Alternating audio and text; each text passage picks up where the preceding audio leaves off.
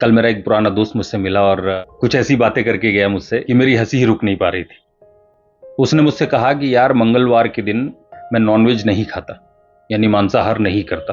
तो जब मैंने उससे ये कारण पूछा कि क्यों मंगलवार के दिन मांसाहार क्यों नहीं खाता, हर रोज तो खाता है तो उसने मुझे बताया कि मैं बजरंगबली का बहुत बड़ा उपासक हूँ, उनकी पूजा अर्चना करता हूँ, इसलिए मुझे किसी ने बताया, किसी ने सुझाव दिया कि मंगलवार के दिन मांसाहार मत खाओ वरना अशुभ होगा। तो मैंने उसको एक प्रश्न पूछा कि ऐसा कौन सा दिन है जो ईश्वर का नहीं है।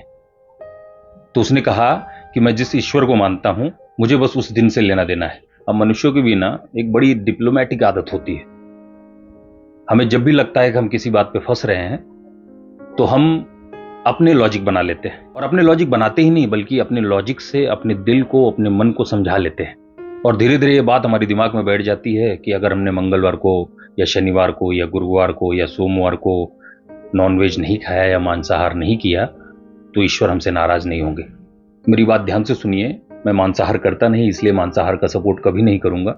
लेकिन अगर आप मांसाहार करते हैं तो ये दिन वाले जो चोचले हैं कि मैंने शनिवार पकड़ लिया है, मैंने मंगलवार पकड़ लिया है, मैंने सोमवार पकड़ लिया है, ये वाले चोचले आप बंद कर दीजिए। लेकिन जब आप किसी ग्रुप में खड़े होकर इस तरह की अनर्गल बातें कर रहे हैं और उस ग्रुप में कोई मांसाहारी है तो उसके मन में भी ये बात घर कर रही है कि अगर मैंने भी शनिवार, मंगलवार या सोमवार को मांसाहार नहीं किया तो मेरे भी जीवन में कुछ अशुभ नहीं होगा।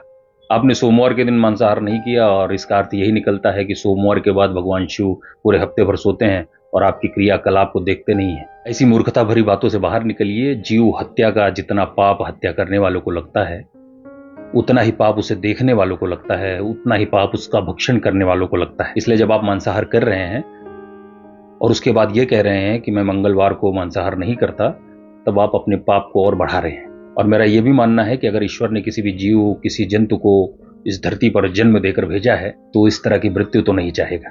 और कई महानुभाव तो आपको इससे भी ऊपर मिलेंगे जो कहते हैं कि शेर कभी घास नहीं खाता। भैया, शेर तो जंगल में कपड़े भी नहीं पहनता।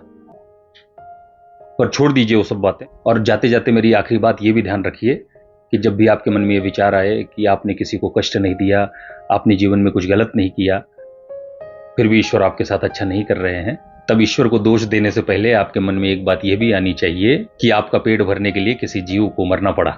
मेरे आराध्य भगवान श्री राम आप सबको सद्बुद्धि दे, सद्विचार दें कि आपकी वजह से किसी जीव की हत्या ना हो। आप सब सुखी रहें, आप सबके अपने सुखी रहें। आप सबका धन्यवाद।